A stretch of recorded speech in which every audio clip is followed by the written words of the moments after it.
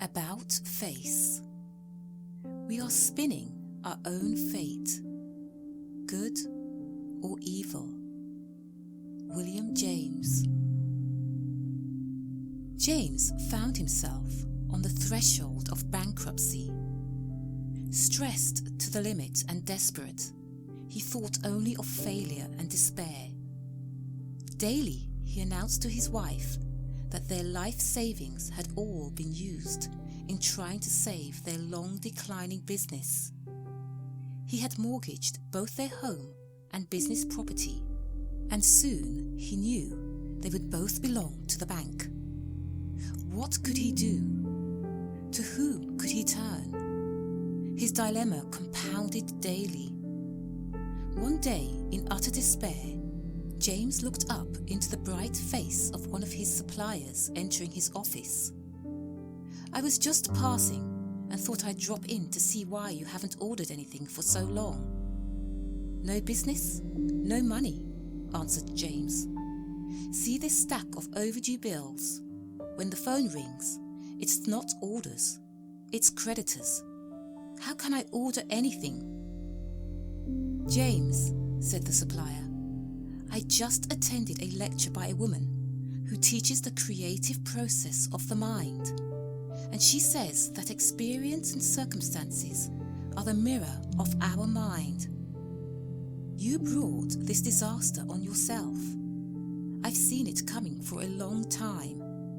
Your attitude is down on everybody and everything. You created a miserable environment for your employees, and you surely don't inspire your customers to come back. No wonder that you have no business. How do you expect to succeed when you're doing all the wrong things?" James angrily replied, "But I've given my sweat and blood for this business. It's not my fault, it's the economy. Business is just bad all over." "Not so," said the salesman. "Most of my clients are making money. I can tell by their regular orders." "Well, it's too late now," lamented James. "I see no way to avoid bankruptcy."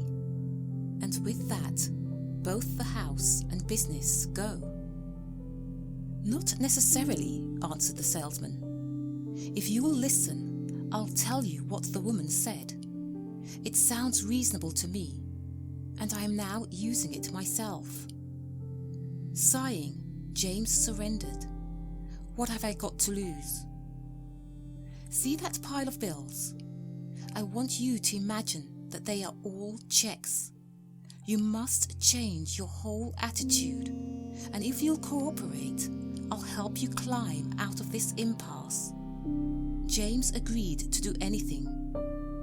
"Good," said the salesman. "Now you must spend every free moment doing something creative. I want you to write letters of appreciation to every one of your clients. I want you to start looking for reasons to compliment each one of your employees, even for being on time. Chat with them a little every day. Ask about their families. Ask if they have any ideas about better ways of doing things. Encourage them to come to you with suggestions. Try to make them feel appreciated. Everybody needs it. Now they work strictly for their paycheck. Change your attitude and get them to work for the benefit of the company, which will secure their jobs." James went home that evening with hope in his heart. The more he thought about it, the more he realized that the salesman was right. If we want to be successful, we must think success. He talked it over with his wife, who agreed to practice with him and try to save the business by changing their entire mental attitude.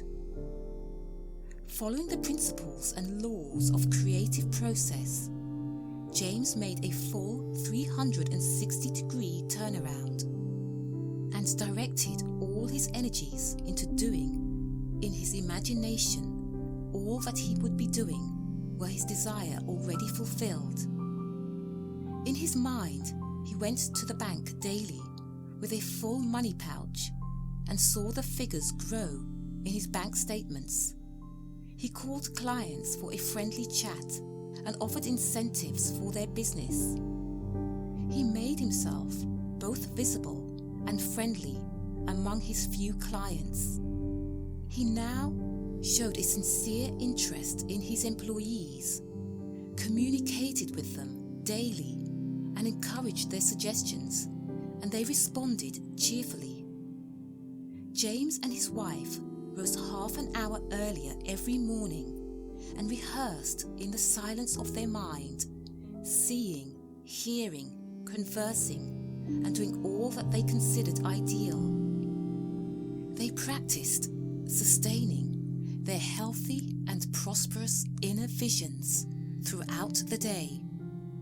And in the evening, before their early bedtime, they invested another half an hour in self-programming a prosperous and growing business and a happy and enriching life.